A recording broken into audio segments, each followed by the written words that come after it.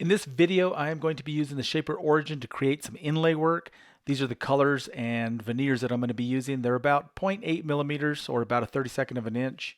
So this is the client's logo, and he wants this about 3 3/4 diameter, which is only about 95 millimeters. And so I printed this out on a piece of 8.5 by 11 just so I could get a good look at all the little components. The little blue lines are only about a 32nd of an inch, so yeah, pretty tiny pieces.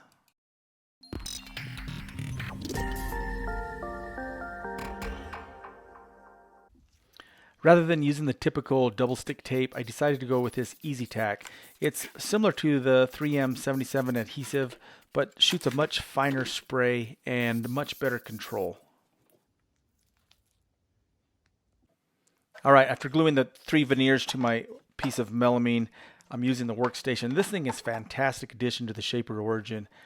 I can secure that through the workstation platform with a couple of screws, right? And then using the supplied bar that comes with it, you lock that in place. Then you bring your workpiece up, and you've automatically created the exact height. Fantastic. All right, now that the workstation base and the workpiece are on the same level plane, we're going to start a new scan. And for those of you that aren't familiar with the Shaper, essentially the camera is reading all those domino-shaped pieces and inputting them into its computer, and so it will know once it scans this area exactly where it's at in 3D space, and I mean exact. Once the computer reads all those and they all turn blue, it's registered them and we are ready to move on. So I had to edit this video, that's why some of those work pieces are already cut, but I wanted to show you the grid setup. So essentially what I'm doing is removing the motor, and I'm going to take the router bit out, flip it upside down, and we'll use that 1/4 inch shaft to establish a grid. So the grid is similar to like grid paper. It establishes an X and Y axis off of one corner. So this allows the user to have an exact reference in regards to placement and specific increments from each edge. So now I can go to grid and then new grid, right? And I can either touch the green button on the screen or the button on the knob will drop the router bit down. I can make it lightly contact against the front edge of the workpiece. It asks to confirm the bit size. So I go in here, 0.25, 1/4 inch, okay. I've pushed that button. It says move to the next position.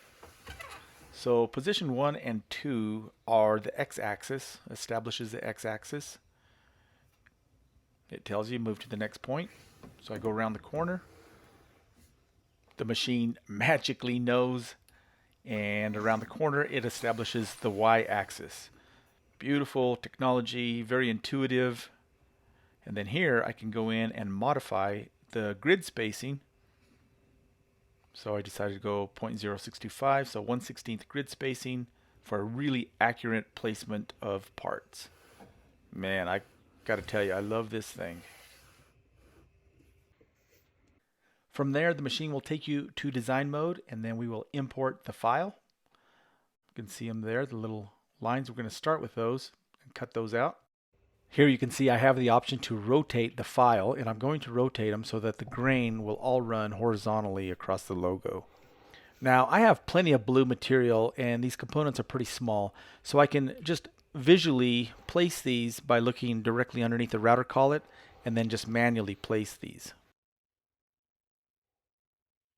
Now in the video I've jumped ahead slightly and I've already cut some of the components, but I just thought I'd cut some extra ones just because I'm cutting them and it's easy to do. So the blue path is where, you know, a previous cut has been made.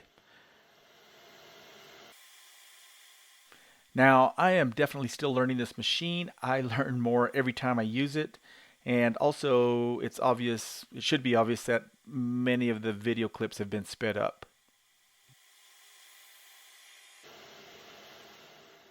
Alright, power the machine off. Let's move that aside and see how we did. Beautiful tiny little pieces. You can just barely see The white of the melamine showing through right in there. Fantastic, right? Again, I only need a little bit of this white so I can get the inner part of that circle, right? So I'm just going to ballpark somewhere in the middle of this piece.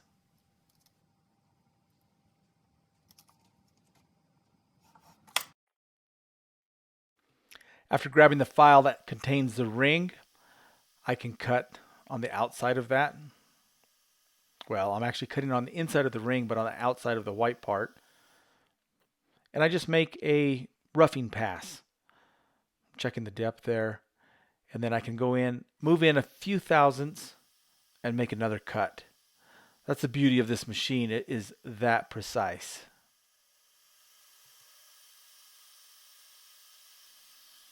I love these painter's spatulas. They're super thin and you can get the pieces out without breaking them.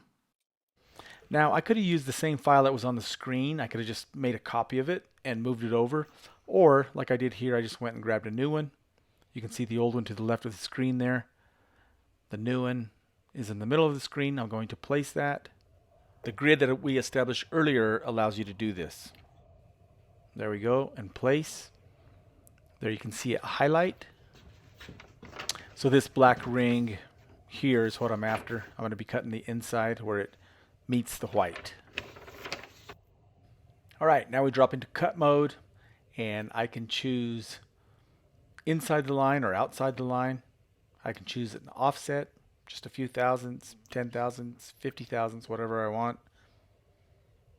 As I mentioned before, I want to make a rough pass and then a smooth cut. That way the edge isn't as ragged as if you just made one pass. And you can sneak up on a perfect fit this way. This is a beautiful machine, and basically all I have to do is keep that circle within the path of the cut, and the router adjusts for human error as it's going all the way around. It's really amazing technology.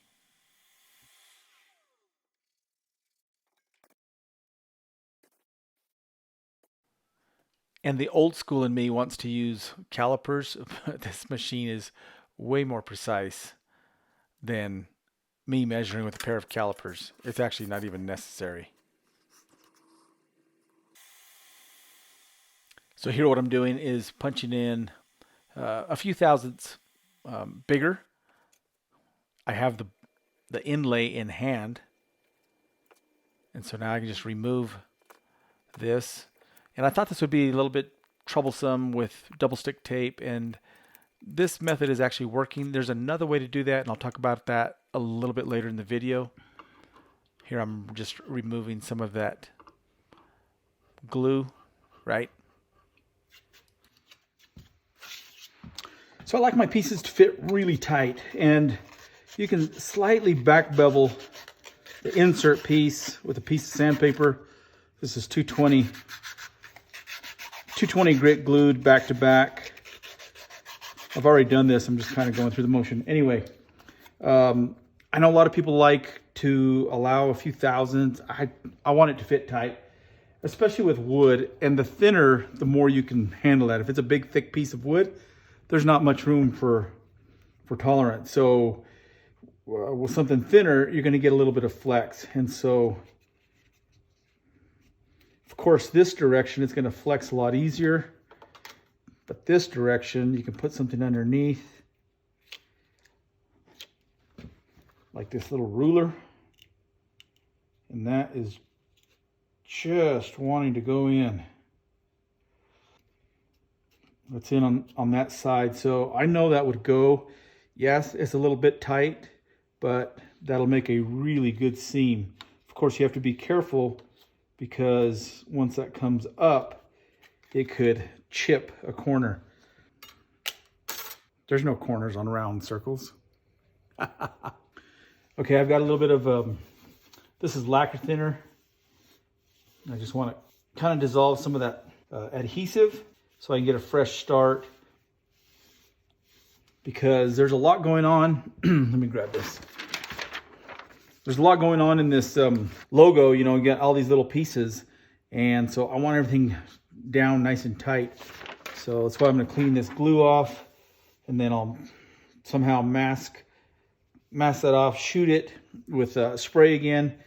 I'm going to glue the edges. That way the edges of the veneer are connected from this white to the black, and then I can have a nice fresh start.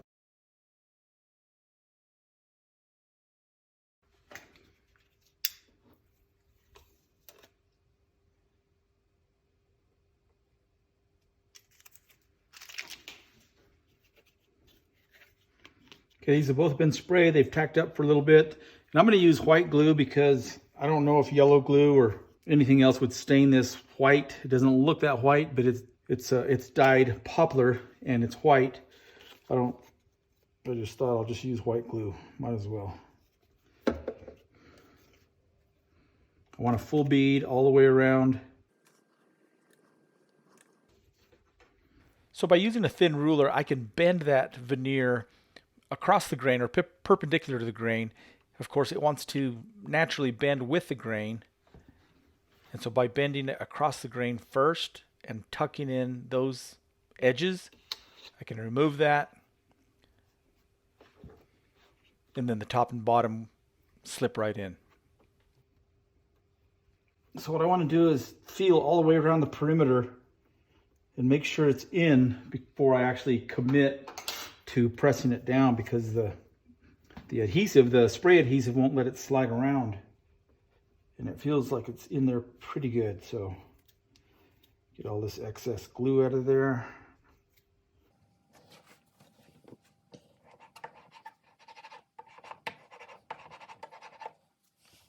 And it'd probably be a good idea to check the height of the workstation to make sure it hasn't drifted down after this.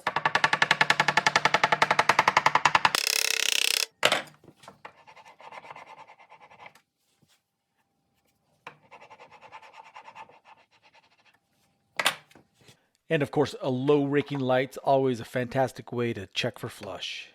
All right, that looks good. So I'm gonna go ahead and cut my numbers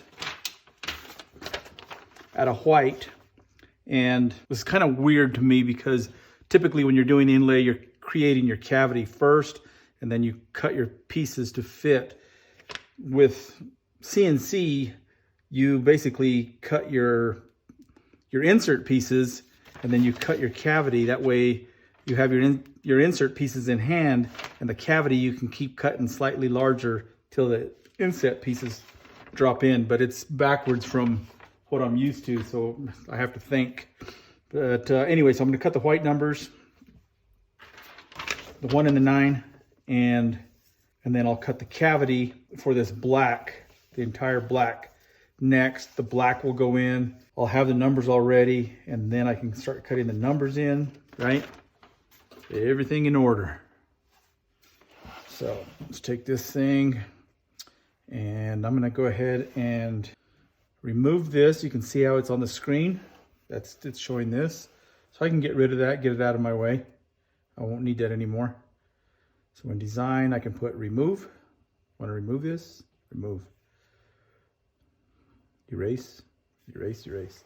So that's gone. So now I can go back to import and grab the numbers, these dudes here, and I can place it. So those numbers will fit right in there. The area between there and there, halfway, is about what? So that's about 2 3/8, so 1 3/16. That's center. So my center off this edge is about 5 3/16. And then where it'll be over here somewhere, 2 3/4, whatever. So 5 3/16 up. Right in there, 5.125, 5.1875, that's 5 3/16, and then over 2 3/4 on the x-axis place. There's those numbers. Yeah. So again, what I can do is set up to make an offset of about, I don't know, 10 thousandths. So I'm not cutting quite where I want. Make one pass and then come back in and make a clean finish pass and move the bit over that 10,000. So it's really superb way to get beautiful, clean, accurate cuts.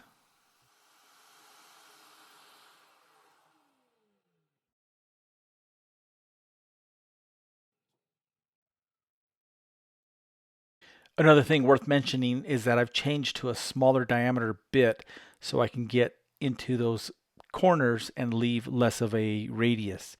And anytime you change a router bit, you need to do the Z touch, which lets the machine know where it's at in height space. So I'm following the path as close as I can, and as I get to those corners, I can hold the green button down. That puts it in auto mode, and you can see how obediently the router follows those places. Fantastic. And I've recently learned from my buddy David Bedrosian that you can double click the green button and it just puts it in auto mode so you don't have to hold the button down at all. Sometimes you like to hold it down as you're making the cut, but if you don't need to, that's a fantastic option.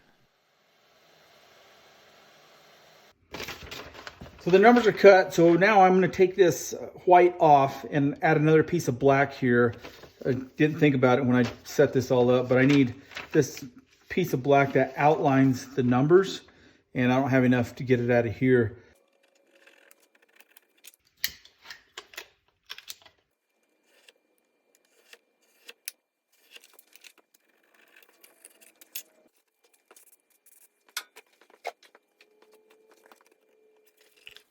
So you may have noticed instead of removing the white, I just decided to add this little piece of black on this right side over here. A lot of ways to do things, and this will work.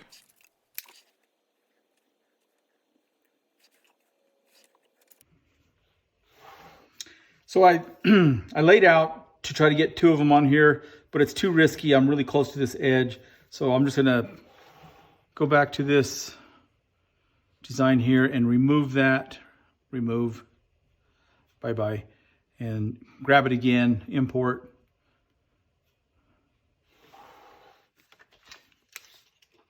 And I'll put it at 8 3/16. So 8.125, that's close enough. And this way was 1 3/4, right in there, place. All right, that's better. So now what I'm going to do is I'm going to cut the outside of this, right? Yes, so that will be this black is what I'm going to cut. Now, changing bits is super quick and easy, and I don't mind changing out to a larger bit to make the initial cut rather than, putting that demand on a smaller bit. Wanted to show you this. This is a 1/32 bit. See if that shows up. Look how tiny that is. There's my lead. 0.7 lead. Which is really close to equivalent. 0.7 millimeter lead. Tiny little bit. But I'm going to use 1/16 to start. And then I'll follow with that same 1/32 bit to get those tiny little inside corners. Is there any? Yeah, probably a couple. This one in here, or no, this one here, and these inside corners. Oops, sorry, that was out of frame, yeah.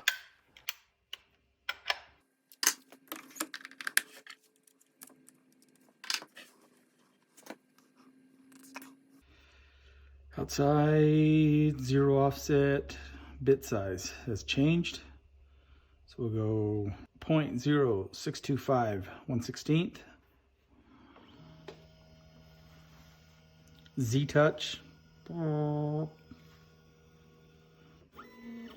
Awesome. All right, ready to roll. All right, I've changed bit from the 1/32 cutter to, or I'm sorry, from the 1/16 cutter to the 1/32 cutter. So now that I've done that, I can go back into cut, and it shows here that my bit size is 0.062, 1/16. I can change that to 0.031, 0.031 inches or 1/32. It says here, don't forget to Z-touch after changing bits. So I love this about the machine. It really tells you all your areas that you could forget something, and one of them is Z-touch. Boom. Establishes X-axis. Nope, he means Z-axis. And we're ready to cut. And that way, these little corners will get sharper with that smaller bit. All right.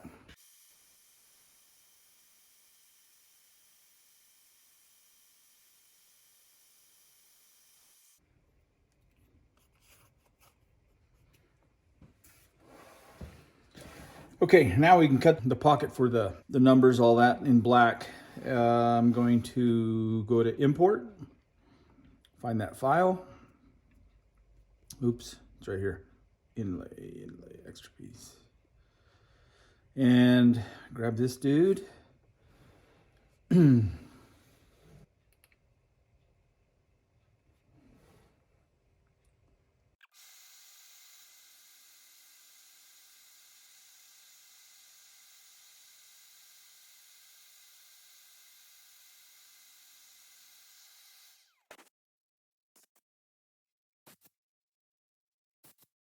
After everything was cleaned, I masked everything off, added some shields, sprayed both pieces, then glued the perimeter of the piece and set it in place.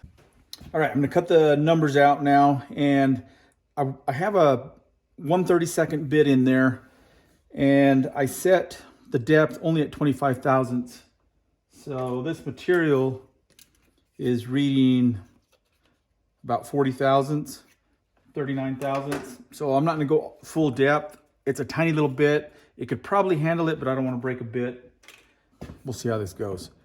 And then I can do another pass, you know, the full depth, and maybe cut the perimeter slightly bigger by a few thousandths to clean everything up. I'm guessing. So let's see how this goes.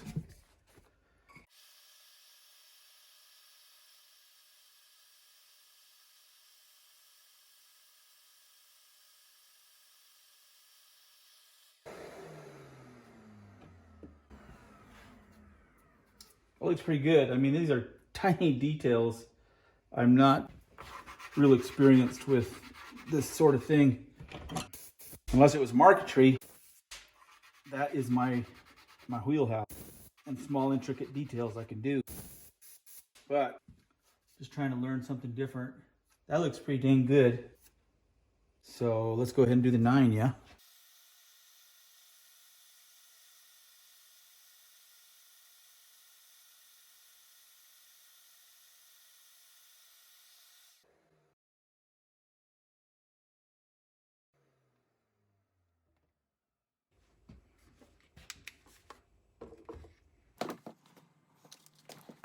So here I'm just using a scalpel to get everything to release from that easy tack.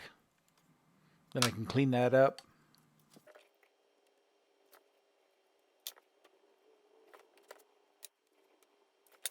All right, good progress. I've got the 9 and the 1 cut out and fitting. I'm just using some of this double-sided 220 to get inside those corners. Lightly back bevel the numbers and get rid of some of that fuzz. So those will go in the same way. I'm going to use some spray adhesive to, you know, spray both sides, and then wood glue around the perimeter and get those in. And then I can cut out this negative space of the 9. I believe they call that the counter. Inlay a piece of black, and then all that's left is 6 pieces of blue. And those are tiny. So that's a 1/32 line, which is how we decided to use a 1/32 bit. So progress. Now I believe with CNC, when you're doing an inlay, typically what you would do is create a reverse or flipped image of the insert piece. You would get rid of all the surrounding area. You wouldn't cut all the way through, and then you would take that entire thing, flip it over, and glue it into place. But these pieces were tiny, and I didn't know if that would work. All right, so I'm going to cut out this little black part, the counter for the 9. And so what I can do is I can just come over here to this, let that highlight, see how that highlights, and I can hit copy. And I can drag that over here And I've got plenty of space.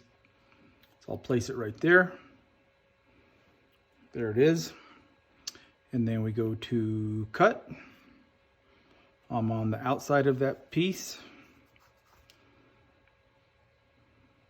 Yeah, all right.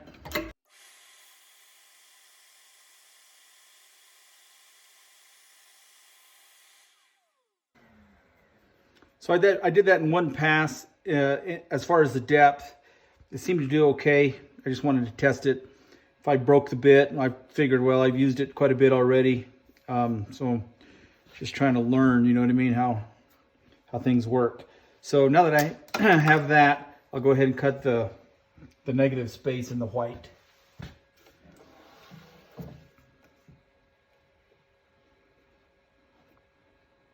So I switch to inside. Okay. Now, as I mentioned earlier, I would like to say I'm just learning. So if there's a faster way, I'm all about advice. So let me know. All right, so I cut that piece and I cut that out, right?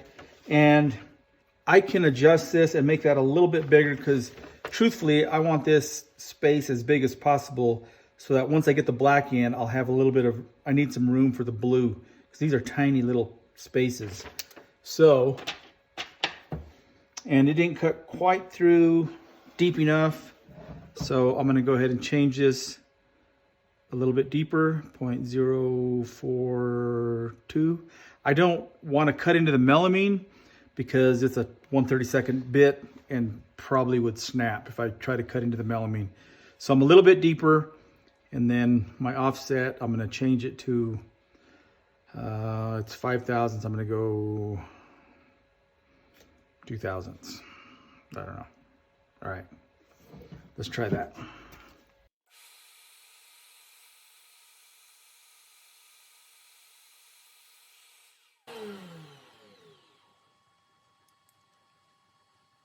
That looks pretty good.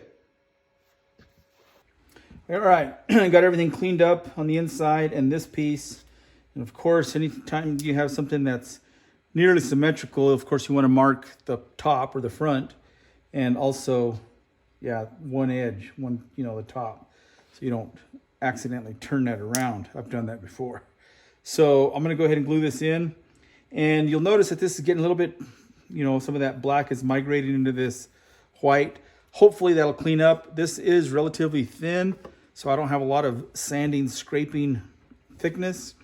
And one thing I have noticed that since these are dyed veneers, that seems to be more pronounced. I've worked with ebony and holly, which is, holly's the lightest wood that we have as our palette in natural colors. And I made some piano keys one time, and Piano keys as an inlay. after I got done sanding and scraping, it was beautiful. The contrast was perfect, and just, ebony and ivory basically, and it just totally separated with none of this migration. So hopefully that'll clean up.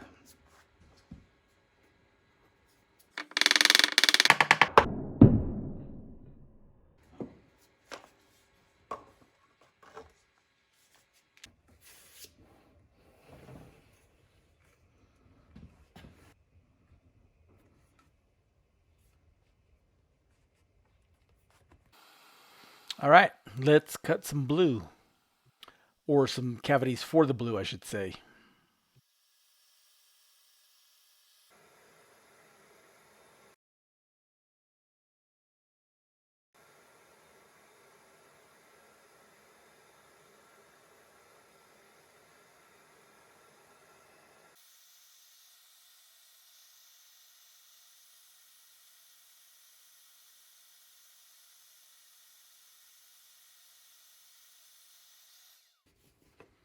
These two areas are next, that one and right in there.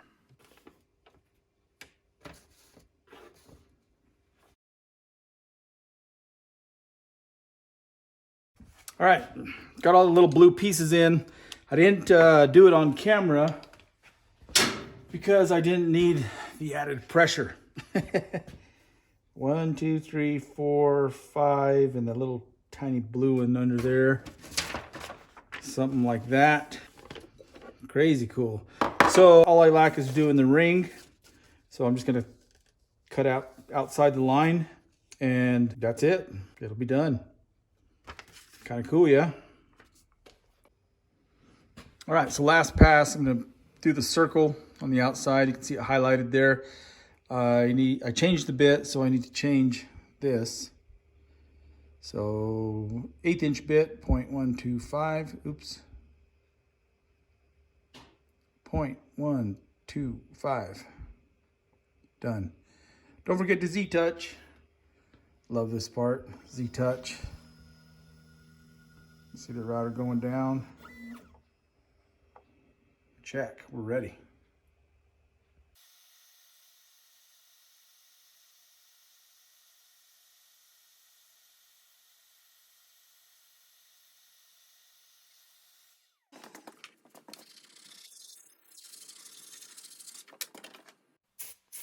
One thing to note when you're using air, you need to be really careful and not get air under the piece. It'll just blow it right out of there.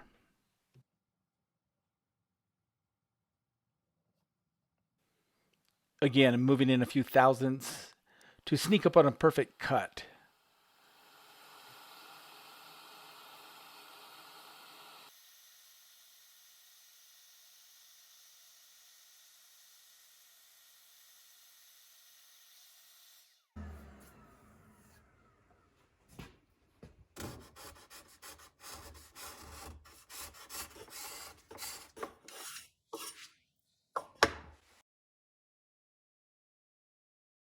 I gotta say, I am super pleased and very impressed what the Shaper Origin was able to do. Tiny little beautiful details. So I just want to lightly get all those little burrs off there and put a very light angle or back bevel. This will help the insert go in easier, right? And you're getting those little burrs off at the same time. 220 grit. There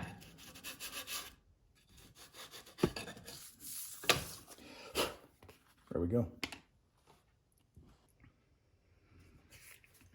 All right, so I've got this logo done and it measures about 4 3/4, maybe just Nope, 3 3/4.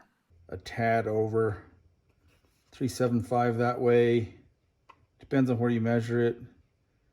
3743. Anyway, the guy that I made this for, he needs to inlay this into his furniture component, whatever he's making. So I'm going to make a template using the shaper, and it'll be made out of 1/4 inch, something like this, right? And I'm going to allow for the bit that he has. I contacted him and found out what bit sizes he has and the collar that he's going to be using for his router. So super straightforward. He does have a 1/2 inch bit, so I've installed a 1/2 inch bit in this router and a 1 inch collar. So that's a difference of 1/2 inch, right? Pretty simple math. And so if the logo is 3 3/4, I need to make a hole 4 1/4 to allow for the bit size that he's using and the collar. So I'm going to cut a template, and I'm going to go just a couple of thou under, because it's better if it if the logo is a little bit tight, you can slightly sand the perimeter and sneak up on a perfect fit. Now, if the template hole was too big, a simple solution would be to add a couple of layers of tape all the way around the inside edge. There's always a fix.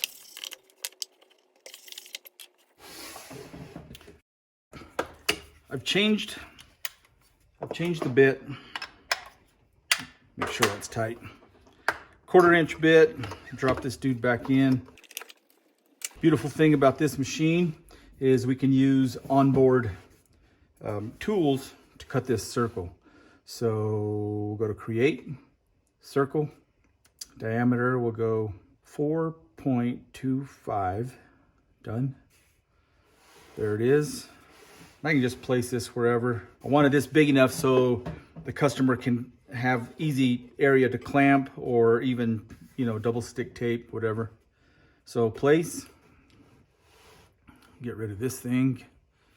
for now. Remove. Okay. There we go. So I need to be on the inside. That's cut. There we go. So depth, I'm going to go, well, it's 1/4 inch, but I'm not going to go all the way through with the first pass. So I'm just going to go an 1/8 inch, 0.125. Done. I'm on the inside. That's where I need to be. Offset, I'm going to go 10th thou for now. Bit size is 1/4 inch, 0.25. Don't forget Z-touch. Boom.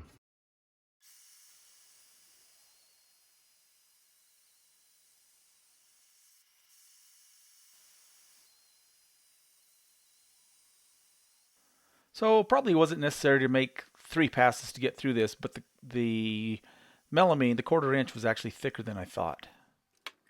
But it worked.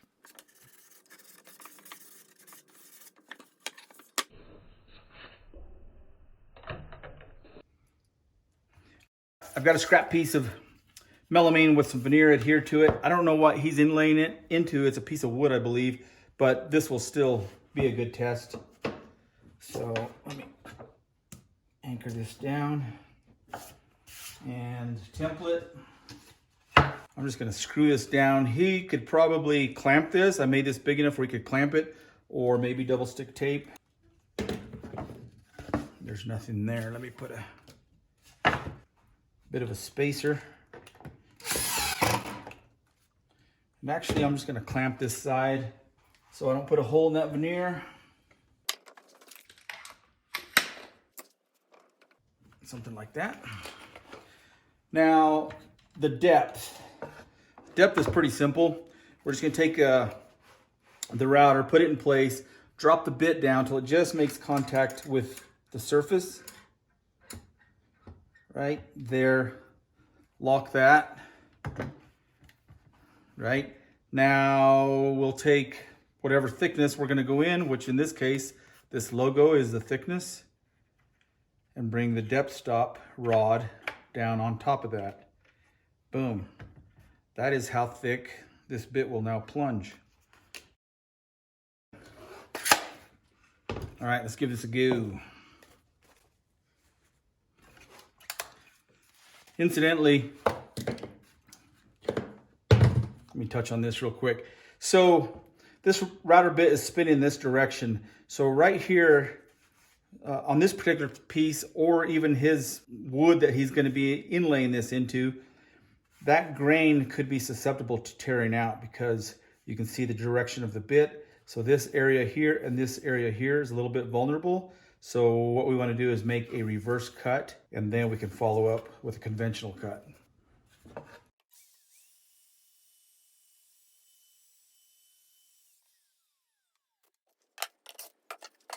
Okay, let me pull this thing loose.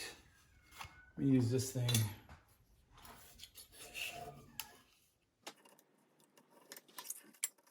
All right.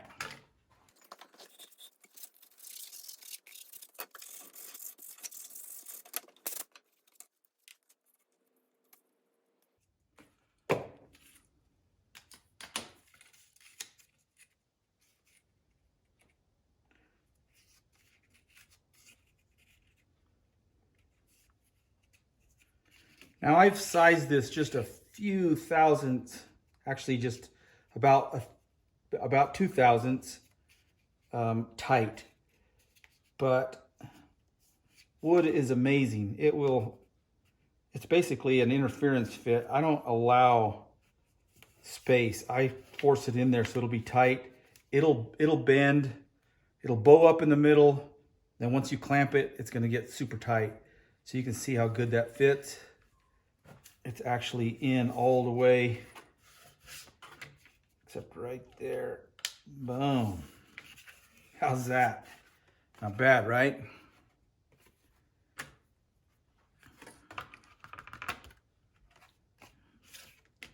Beautiful. And so there you have it. I hope you learned something from this video. I learned a bunch creating this, working with small bits. Looking forward to doing more. And as always, thanks a ton for watching.